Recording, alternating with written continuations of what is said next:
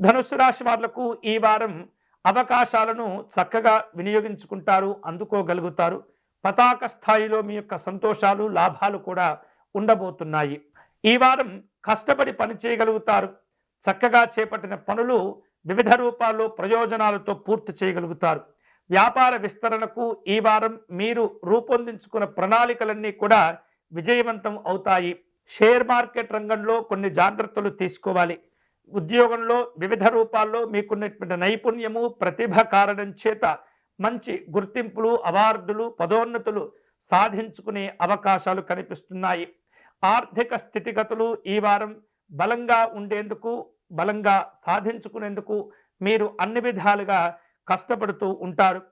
గతంలో మీ అవసరం కోసం చేసిన అప్పులను కూడా తీర్చివేయగలుగుతారు. ఉన్నత విద్యల కోసం ప్రయత్నాలు కొనసాగిస్తూ ఉంటారు. విద్యార్థులకు మంచి మంచి గుర్తింపులు లభిస్తుంటాయి. కోరుకున్నటువంటి కళాశాలలో, యూనివర్సిటీల్లో స్థానాన్ని సంపాదించుకునే అవకాశాలు ఉన్నాయి. ఆరోగ్యం బాగుంటుంది. అలాగే కష్టపడి సంపాదించినటువంటి ధనాన్ని జాగ్రత్తగా పొదుపు చేసుకునేటటువంటి ప్రయత్నం చేయండి. కుటుంబ సభ్యులకు మీ యొక్క సహకారము, మీ యొక్క అండ చాలా చాలా అవసరమవుతూ ఉంటుంది. ఆధ్యాత్మిక వాతావరణంలో ఉంటారు. సంతోషకరంగా ఉండండి. ఆనందదాయకమైనటువంటి కార్యక్రమాలు రూపొందించుకునే ప్రయత్నం చేస్తూ ఉండండి. ఆరోగ్యం బాగుంటుంది. కానీ కొన్ని అంశాల్లో అధిక బరువుతో ఇప్పటికే బాధపడుతూ ఉన్నటువంటి వారు తగినటువంటి జాగ్రత్తలు తీసుకోవాలి.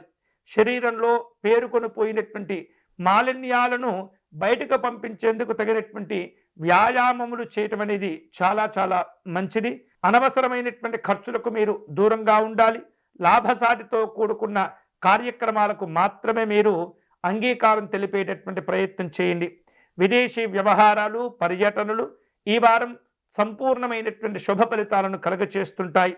వారసత్వంగా మీరు సంపాదించుకోబోయేటటువంటి ఏవైతే లాభాలు ఉంటుంటాయో, ప్రయోజనాలు ఉంటుంటాయో, ఆస్తులు ఉంటుంటాయో వాటికి ఉన్నటువంటి అడ్డంకులన్నీ కూడా తొలగిపోబోతున్నాయి. వారాంతంలో ఈ వారం మీరు గురువులను దర్శనం చేసుకునే ప్రయత్నం చేస్తుంటారు.